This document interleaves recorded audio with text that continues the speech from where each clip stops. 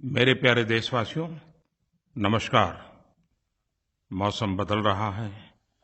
इस बार गर्मी भी बहुत रही, लेकिन अच्छा हुआ कि वर्षा ऋतु समय पर अपने नक्शे कदम पर आगे बढ़ रहा है। देश के कई भागों में झमाझम बारिश से मौसम सुहाना हो गया है। बारिश के बाद ठंडी हवाओं में पिछले दिनों की गर्मी से राहत का अनुभव हो रहा है। और हम सब ने देखा है कि जीवन में कितनी आपाधापी हो, कितना ही तनाव हो, व्यक्तिगत जीवन हो, सार्वजनिक जीवन हो, बारिश का आगमन ही हमारी मनस्थिति को बदल देता है। आज भगवान जगन्नाथ जी की रथ यात्रा देश के कई भागों में बहुत ही श्रद्धा और उल्लासपूर्वक देशवासी मनाते हैं। अब तो विश्व के भी कुछ भागों में भगवान जगन्नाथ जी की रथ यात्रा का उत्सव संपन्न होता है। और भगवान जगन्नाथ जी के साथ देश का गरीब जुड़ा हुआ है। जिन लोगों ने डॉक्टर बाबा साहब आम्बेडकर का अध्ययन किया होगा, उन्होंने देखा होगा कि भगवान जगन्नाथ जी का मंदिर और उसकी परंपराओं की वो बड़ी तारीफ करते थे, क्योंकि उसमें सामाजिक न्याय, सामाजिक समरसता अंतर्निहित थे। भगवान जगन्नाथ गरीबों का देवता है। और बहुत कम लोगों को पता होगा, अंग्रेजी भाषा में एक शब्द है जगरनॉट, और उसका मतलब होता है ऐसा भव्य रथ जिसे कोई रोक नहीं सकता। और इस जगरनॉट का डिक्शनरी मीनिंग में भी ये पाया जाता है कि जगन्नाथ के रथ के साथ में से ही ये शब्द का उद्भव हुआ है। और इसलिए हम समझ सकते हैं कि दुनिया ने भी जगन्नाथ इस यात्रा को अपने अपने तरीके से किस प्रकार से महात्म्य स्वीकार किया है। भगवान जगन्नाथ जी की यात्रा के अवसर पर मैं सभी देशवासियों को शुभकामनाएं देता हूं और भगवान जगन्नाथ जी के श्री चरणों में प्रणाम भी करता हूं। भारत की विविधता, ये इसकी विशेषता भी है। भारत की विविधता, ये भारत की शक्ति भी है।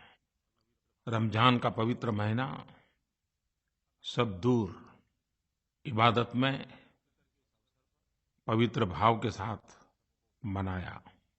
अब ईद का त्योहार है।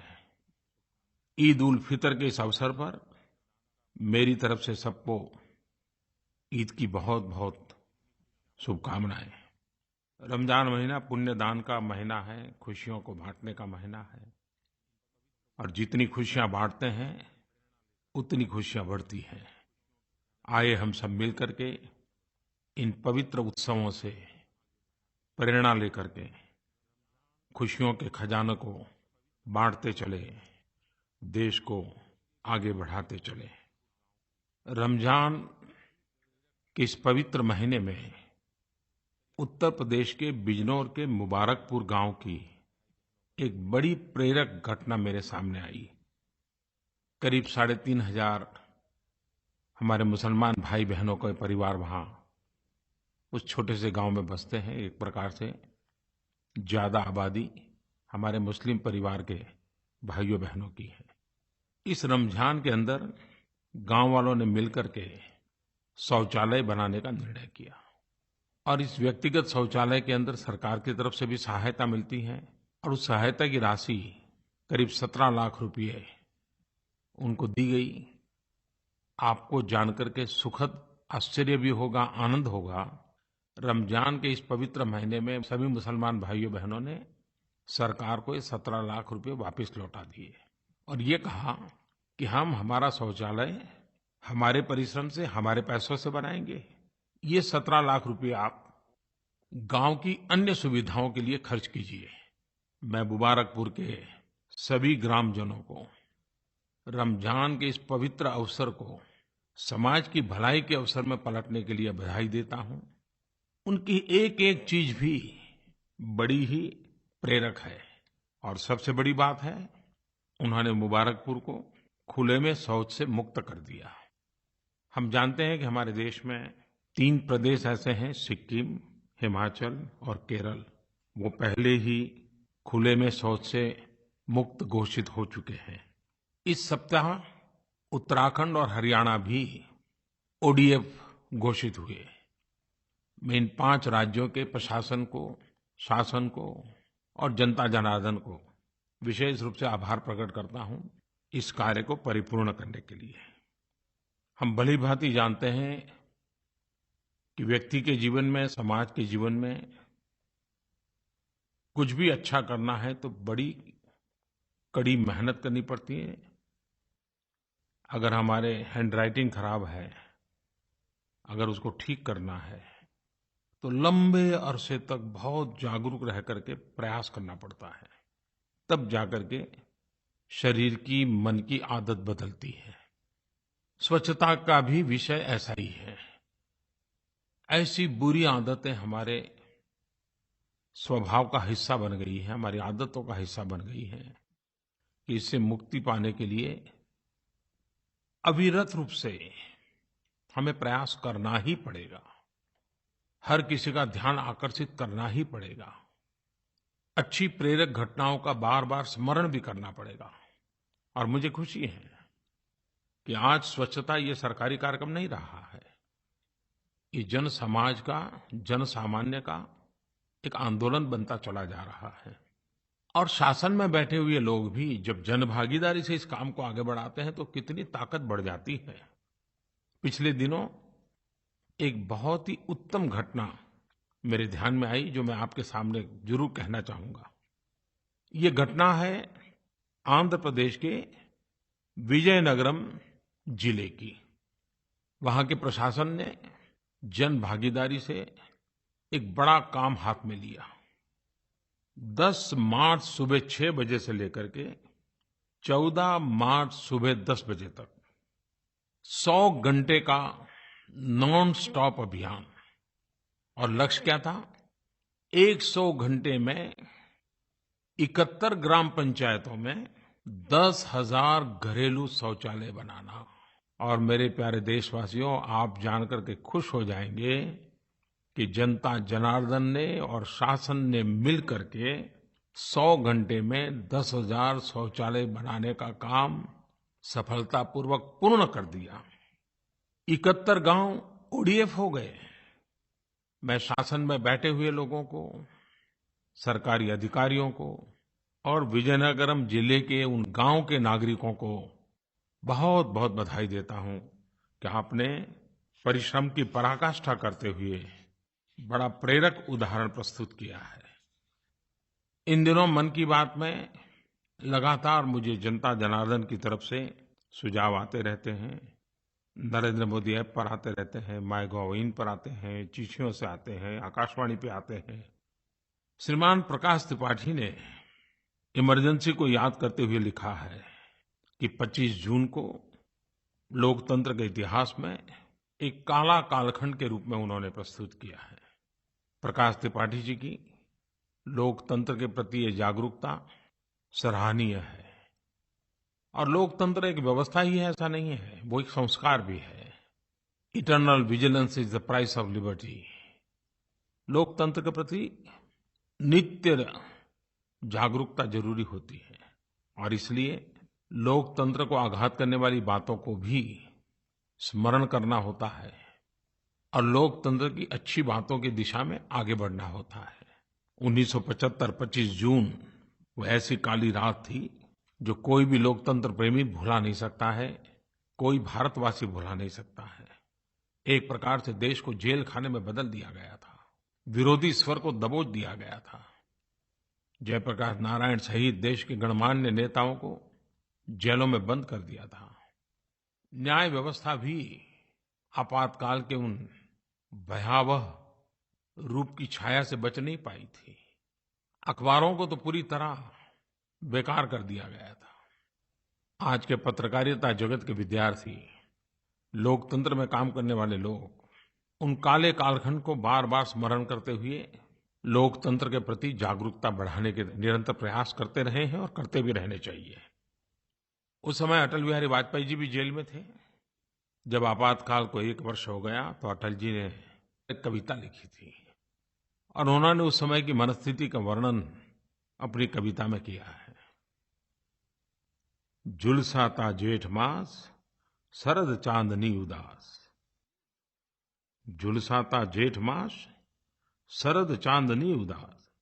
सिसकी भरते सावन का, अंतर्गत रीत गया। एक बरस बीत गया, एक बरस बीत गया। सिखचों में सिमटा जग, किंतु विकल प्राण विहग। सिखचों में सिमटा जग, किंतु विकल प्राण विहग।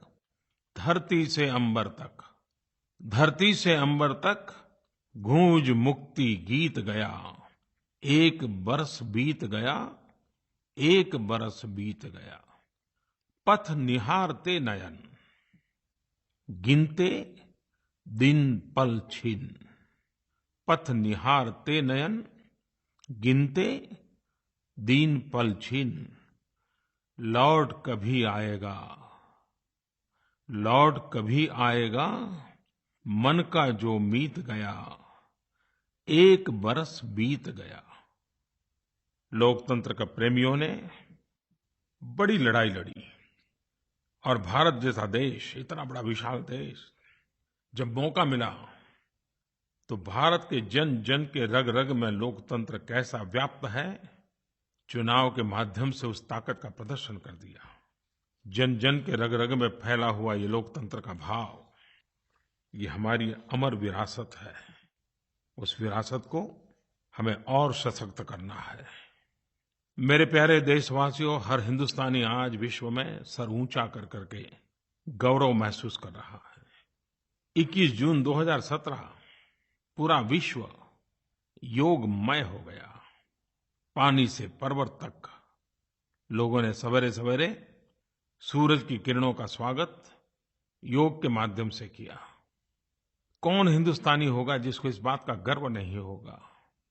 ऐसा नहीं है कि योग पहले होते नहीं थे, लेकिन आज योग जब एक धागे में बंध गए हैं, योग विश्व को जोड़ने का कारण बन गए हैं। दुनिया के करीब-करीब सभी देशों ने योग के इस अवसर को अपना अवसर बना दिया। चीन में the great wall of China, उस पर लोगों ने योग का अभ्यास किया। तो पेरू में world heritage site Machu Picchu पर समुद्र तल से 2400 मीटर ऊपर लोगों ने योग किया। फ्रांस में एफिल टावर की साय में लोगों ने योग किया। यूएई में अबू धाबी में 4000 से अधिक लोगों ने सामूहिक योग किया। अफगानिस्तान में हेरात में India Afghan friendship dam Salma बांध पर योग करके भारत की दोस्ती को एक नया आयाम दिया। सिंगापुर जैसे छोटे से स्थान पर 70 स्थानों पर कार्यक्रम हुए और सप्ताह भर का उन्होंने एक अभियान चलाया है। यूएन ने अंतर्राष्ट्रीय योग दिवस के 10 स्टैम्प्स निकाले, उन 10 स्टैम्प्स को रिलीज किया। यूएन हेडक्वार्टर में yoga session with yoga masters का आयोजन किया गया। यूएन के स्टाफ, दुनिया के डिप्लोमेट्स, हर कोई इसमें शरीक हुआ। इस बार फिर एक बार योग ने विश्व रिकॉर्ड का भी काम किया। गुजरात में अहमदाबाद में करीब-करीब 55,000 लोगों ने एक साथ योग करके एक नया विश्व रिकॉर्ड बना दिया। मुझे भी लखनऊ में योग के कार्यक्रम में शरीक होने का अवसर मिला, लेकिन पहली बार मुझे बारिश में योग करने का सद्भाग्य प्राप्त हुआ। हमारे सैनिकों ने जहाँ -20, 25, 40 डिग्री टेम्परेचर होता है, उस सियाचिन में भी योग किया। हमारे आर्म फोर्सेस हो, बीएसएफ हो, आईटीबीपी हो, सीआरपीएफ हो, सीआईएसएफ हो, हर कोई अपनी ड्यूटी के साथ-साथ योगा को अपना हिस्सा बना दिया है। इस योगा दिवस पर मैंने कहा था कि 3 पीढ़ी, क्योंकि ये तीसरा अंतर्राष्ट्रीय योग दिवस था, तो मैंने कहा था कि परिवार की 3 पीढ़ियां एक साथ योगा करते हो, इसकी फोटो शेयर कीजिए। कुछ टीवी चैनल ने भी इस बात को आगे बढ़ाया था। मुझ पे काफी फोटो मिले, उसमें से कुछ selected photographs Narendra Modi app पर कंपाइल करके रखे गए हैं। जिस प्रकार से पूरे विश्व में योग की चर्चा हो रही है, उसमें एक बात अच्छी उभर करके आ रही है कि योग से आज की जो हेल्थ कॉन्शियस सोसाइटी है, वो फिटनेस से अब वेलनेस की ओर जाने की दिशा में कदम रख रही हैं और उनको लग रहा है कि फिटनेस का महत्व है ही है, लेकिन वेलनेस के लिए योग उत्तम मार्ग है। रिस्पेक्टेड प्राइम मिनिस्टर सर, मैं डॉक्टर अनिल सोनारा अहमदाबाद गुजरात से बोल रहा हूँ। सर, मेरा एक सवाल है कि रिसेंटली केरला में हमने आपको सुना था कि डिफरेंट डिफरेंट प्लेसेस पे जो बुके एज अ गिफ्ट हम देते हैं उसकी जगह काइंड ऑफ गुड बुक्स हमको देनी चाहिए एज अ मोमेंटो। इस चीज़ का आपने शुरुआत गुजरात में अपने कार्यकाल में भी करवाया था सर, लेकिन अभी इन रिसेंट डेज हमें ये ज़्यादा देखने को नहीं मिल रहा है। So can we do something? हम क्या इस चीज़ के बारे में कुछ कर नहीं सकते जिससे देशव्यापी तौर पे इस चीज़ का इम्प्लीमेंटेशन हो सके सर? पिछले दिनों मुझे एक बहुत ही मेरे प्रिय कार्यक्रम में जाने का अवसर मिला। केरल में अच्छा कार्यक्रम चलता है कुछ वर्षों से, पीएन पनिकर फाउंडेशन के द्वारा चलता है, और लोगों को किताबें पढ़ने की आदत बने, लोग किताब पढ़ने की ओर जागरूक हो, इसलिए reading day, reading month celebration किया जाता है। तो मुझे उसके शुभारंभ में जाने का मौका मिला और वहाँ मुझे ये भी बताया गया कि हम बुके नहीं बुक देते हैं। मुझे अच्छा लगा और मुझे भी जो चीज़ मेरे ध्यान से हट गई थी उसका पुनः स्मरण हो गया, क्योंकि जब मैं गुजरात में था तो मैंने सरकार में एक परंपरा बनाई थी कि हम बुके नहीं देंगे, बुक देंगे या तो हाथ रुमाल, हैंडकरचीफ, उसी से स्वागत करेंगे, और खादी का हैंडकरचीफ, ताकि खादी को भी बढ़ावा मिले। जब तक मैं गुजरात में था हम सब की आदत बन गई थी, लेकिन यहाँ आने के बाद मेरी वो आदत छूट गई थी। लेकिन केरल गया तो फिर से एक बार वो जागरूक हो गई और मैंने तो अभी सरकार में फिर से नीचे सूचना देना भी शुरू कर दिया है। हम भी धीरे-धीरे एक स्वभाव बना सकते हैं और बुके का आयुष बहुत कम होती है। एक बार हाथ में लिया फिर छोड़ देते हैं, लेकिन अगर बुक देते हैं तो एक प्रकार से घर का हिस्सा बन जाता है, परिवार का हिस्सा बन जाता है। खादी का रुमाल देकर के भी स्वागत करते हैं तो कितने गरीब लोगों को मदद मिलती है, खर्चा भी कम हो जाता है और स्थायी रूप से उसका उपयोग भी होता है। और जब मैं ये बात कह रहा हूँ तो ऐसी चीज़ों का कितना ऐतिहासिक मूल्य होता है। मैं गत वर्ष जब यूके गया था तो लंदन में ब्रिटेन की क्वीन एलिजाबेथ ने मुझे भोजन पे निमंत्रित किया था। एक मातृ सहज वातावरण था, बड़े प्यार से उन्होंने भोजन भी कराया, लेकिन बाद में उन्होंने मुझे एक बड़े ही आदर के साथ भावात्मक स्वर में एक छोटा सा खादी का और धागे से बुना हुआ एक हैंडकरचीफ दिखाया और उनकी आंखों में चमक थी। उन्होंने कहा कि जब मेरी शादी हुई थी तो ये हैंडकरचीफ महात्मा गांधी ने मुझे भेंट में भेजा था, शादी की शुभकामना के रूप में। कितने साल हो गए, लेकिन क्वीन एलिजाबेथ ने महात्मा गांधी के द्वारा दिया हुआ ये हैंडकरचीफ संभाल के रखा हुआ है। और मैं गया तो उन्होंने इस बात का बड़ा आनंद था कि वो मुझे वो दिखा रही थी, और जब मैं देख रहा तो उनका आग्रह रहा कि नहीं मैं उसको छू करके देखूं। महात्मा गांधी की एक छोटी सी भेंट उनके जीवन का हिस्सा बन गया, उनके इतिहास का हिस्सा बन गया। मुझे विश्वास है कि ये आदतें रातों रात नहीं बदलती हैं और जब कभी ऐसी बात करते हैं तो आलोचना भी स्वीकार करना होता है, लेकिन उसके बावजूद भी ऐसी बातें करते रहनी चाहिए, प्रयास करने रहना चाहिए। अब मैं ये तो नहीं कह सकता हूँ कि मैं कहीं जाऊँगा और कोई भूखे लेके आ जाएगा तो उसको मना कर दूंगा, ऐसा तो नहीं कर पाऊंगा, लेकिन फिर भी आलोचना भी होगी, लेकिन बात करते रहेंगे तो धीरे धीरे सुधार भी होगा। मेरे प्यारे देशवासियों, प्रधानमंत्री के नाते अनेक प्रकार के काम रहते हैं, फाइलों में डूबे रहते हैं, लेकिन मैंने मेरे लिए एक आदत विकसित की है कि मुझे जो चिट्ठियां आती हैं उसमें से रोजाना कुछ चिट्ठियां मैं पढ़ता हूं और उसके कारण मुझे सामान्य मानवी से जुड़ने का एक अवसर मिलता है।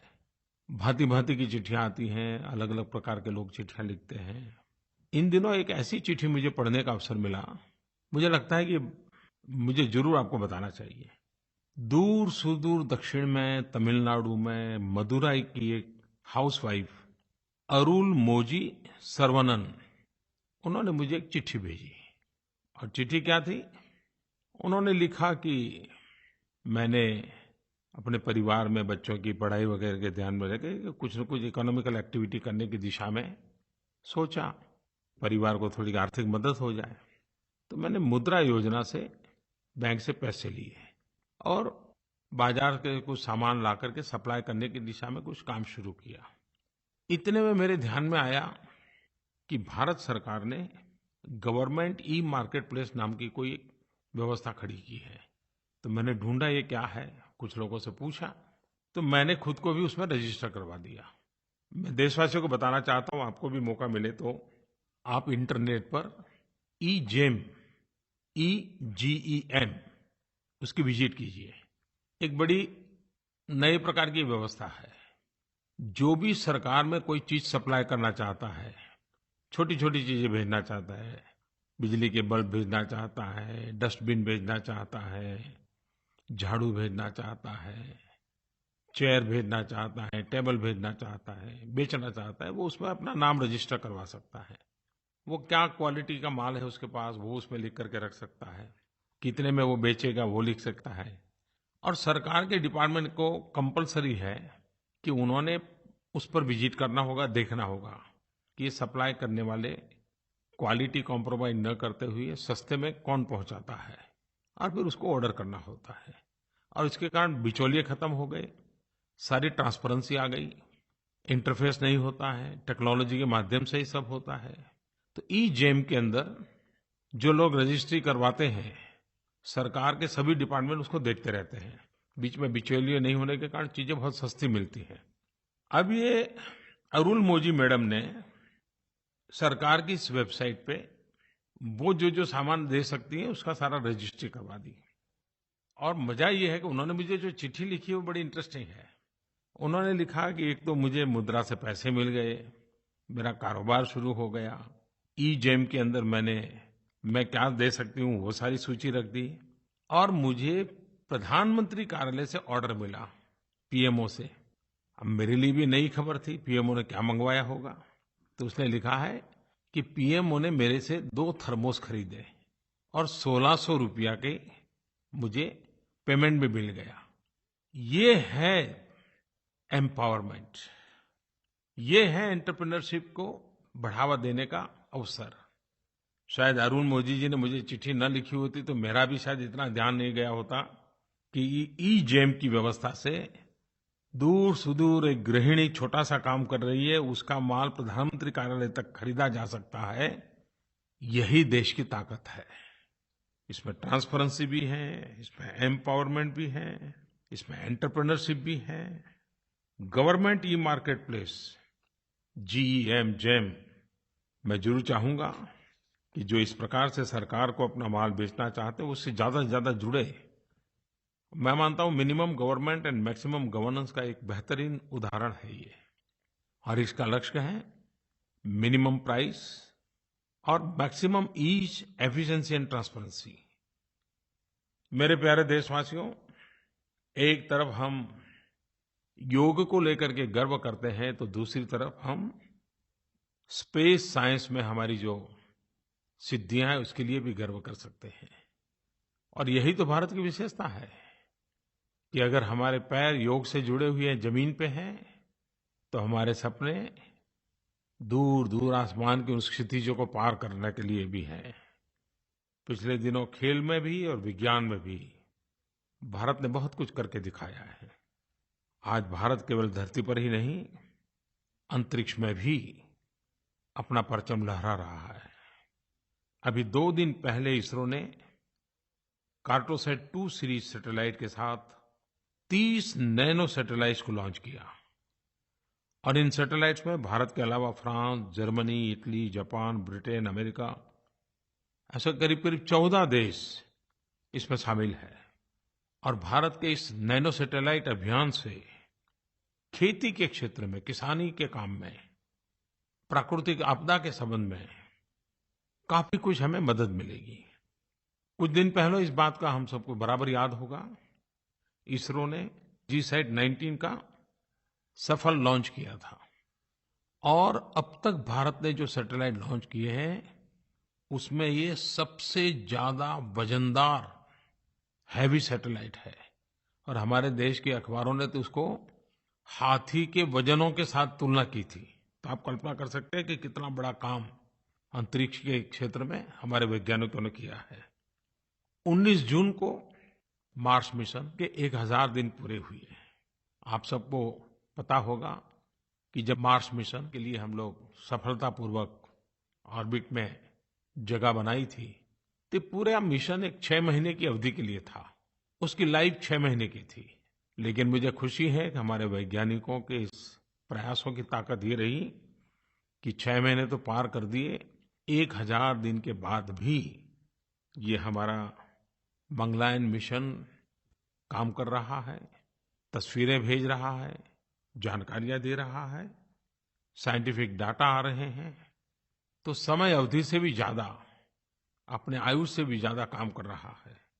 1000 दिन पूरा होना हमारे वैज्ञानिक यात्रा के अंदर, हमारी अंतरिक्ष यात्रा के अंदर एक महत्वपूर्ण पड़ाव है। इन दिनों स्पोर्ट्स में भी हम देख रहे हैं कि हमारे युवाओं का रुझान बढ़ता चला जा रहा है।